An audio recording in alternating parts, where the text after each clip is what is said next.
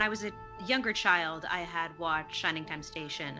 So I knew Mr. Conductor and, I know Didi Khan and I knew all of that sort of cast of characters as well. So it felt very familiar to me. It was a really fun show to watch. By the time I got the script, I think I had grown out of it a little bit. I still had fond memories of it, but I think, I was 11 or 12 and thought that that was for younger kids.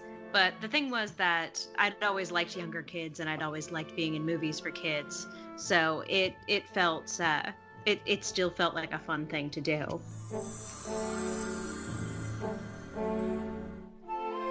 I think at that time I was probably taking time off from acting just to go to school and be a normal kid for a couple of years. I did that a lot when I was a kid. I think I thought that it would be fun to do a little bit of acting again, and especially one that sounded like it would be fun to do. I don't suppose you know what track 3 is, do you? You do? Britt really cared about the world. She had put a lot into this world, and she obviously cared about it a lot. And that was something that I could tell from talking to her. It was something that meant a lot to her. She was very kind to me the entire production, and we had a lot of fun. She was very funny, and I really am glad that I got to know her. Frank. And action.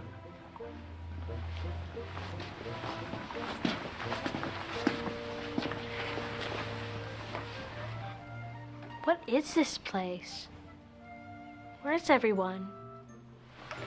What have you brought me here for? Noise, noise, crash, crash. The light comes on. I do not want to do this. I don't know how to do this. Who does Cuz think I am? Houdini? I think at that time in my life, I was probably a little bit cynical, the way that a lot of preteens and teenagers are.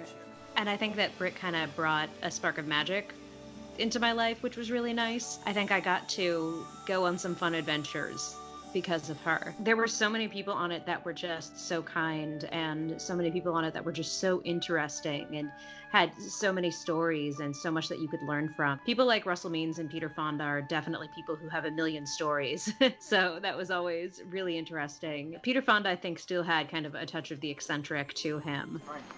Action. See? Where'd you learn to do that? On my fire escape. Oh yeah, I'm Patch. I'm Lily. Do you live around here? Yes, my mom and dad run the stables. It's like this beat like... Didi Khan was one of the kindest people I've ever met, still remains one of the kindest people I've ever met. Cody, who played Patch, he was really fun, and Michael Rogers was probably my favorite person on set just because he was so funny, always telling jokes and doing impressions and just had us laughing the entire time. I will say that Alec Baldwin's voice for James was probably my favorite. He had a really great voice for James that was very, very funny. Junior? Misto, I give up on seeing you again. What's blue, green, red and goes beep, beep? A parrot, and you mean chirp chirp. Ah, trains, talking trains. I'm off to see them right now on the island of Sodaran, cousin.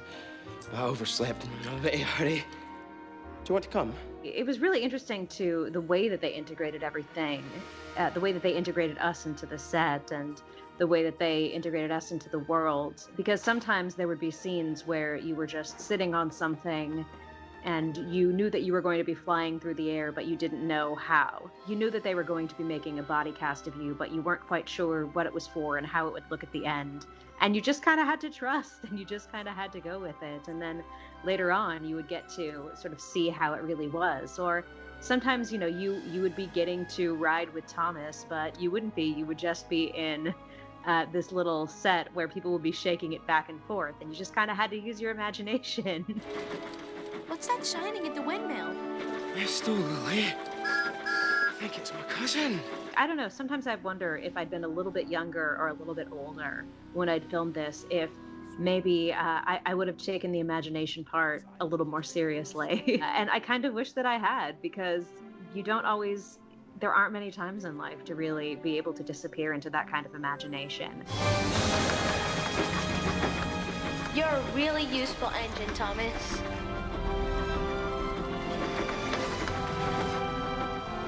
And the places that we filmed were just beautiful. I mean, still don't think I've been to any place in the world that is as beautiful as the Isle of Man. Just purple heather and blue ocean and green grass everywhere. Such beautiful old trains and such beautiful old buildings and so much history and so many interesting people there. It was a really beautiful place to go. I had a really wonderful time there. And then we got to film a lot in Toronto as well. And Toronto is really fun and always has been one of my favorite cities. I filmed a lot of movies when I was a kid, but just because of the people and places, Thomas was one of the most fun movies I worked on. Settle, please. And Frank. Action.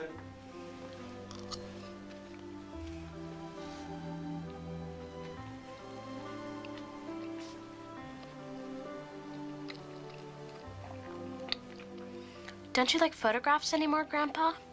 No. When I saw the movie, I remember thinking, wait, that's not how it's supposed to go. That's not what the plot is. And it felt strange to me that they made Diesel into this villain on the level of humans, because to me, I always felt like it made more sense to have the humans, you know, who are the ones building the trains, the ones building the railroads and railways, for them to be the ones that are the villains. And they took out so much of that, and that felt very strange to me. It took out this entire conflict, and they also cut down so much about my grandfather's character and his amount of loss and what he was, you know, feeling, and his regret and frustration and sadness, and so much of our relationship as well. And so watching the movie, I do remember being disappointed. I still was happy with how it had turned out, but I was disappointed with what they had cut and the way that it had gone. And I do remember feeling frustrated, like, hey, what happened to this? And there never really was any explanation for that. Hey, Mark only.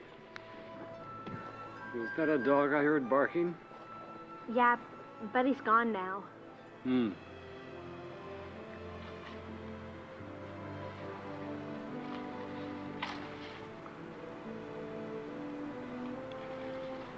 Grandma loved to dance to that, didn't she? Mm-hmm. Yeah. And you danced with her.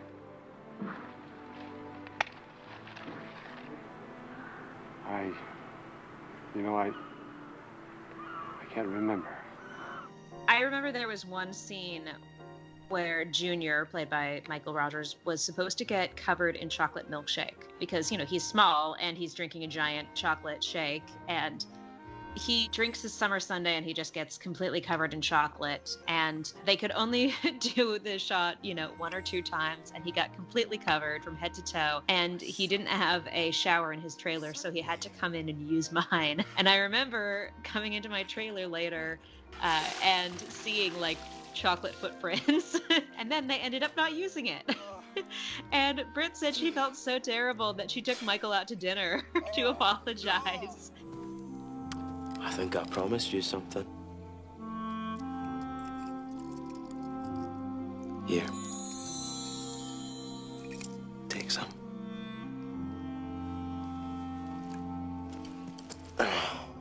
There were so many kind and funny people working on it. And it was really fun to see all the models of the trains and to look at them and to see, you know, what eventually we would be. And to know that we were, you know, going to be joining these two worlds together. We'll always remember our shining time together.